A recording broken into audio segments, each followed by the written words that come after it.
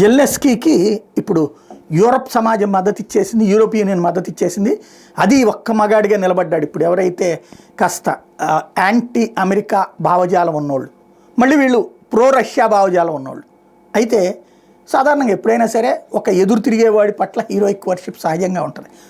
ఇప్పుడు యూరప్ దేశాల్లో వీడికి మద్దతు ఇస్తున్నటువంటిది Austria, Belgium, Bulgaria, Croatia, Republic of Cyprus, చెక్ Republic, Denmark, Estonia, Finland, France, Germany, Greece, Hungary, Ireland, Italy, Latvia, Lithuania, Luxembourg, Malta, Netherland, Poland, Portugal, Romania, Slovenia, Spain, Sweden. ఇవి ప్రస్తుతం European యూనియన్లో సభ్య దేశాలు.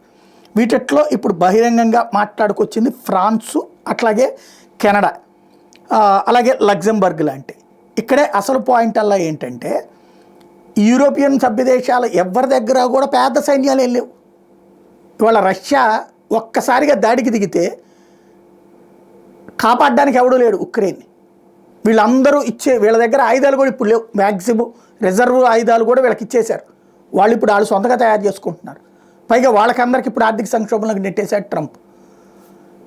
అయితే గీతే ఇప్పుడు జెలెన్స్కీకి ఉపయోగం ఏంటయ్యా అంటే ఉక్రెయిన్ అధ్యక్షుడికి రేపు పొద్దున రష్యా ఉక్రెయిన్ ఆక్రమించుకోవడము, లేకపోతే ఉక్రెయిన్లో వేరే ప్రభుత్వాన్ని ఎంపిక చేసి అతను ఏ దేశద్రోహం కింద అరెస్ట్ చేసే పరిస్థితి వస్తే పారిపోయి తలదాచుకోవడానికి ఈ యూరప్ దేశాల్లో ఏదో ఒక దేశంలో ఆశ్రయం దొరకచ్చు.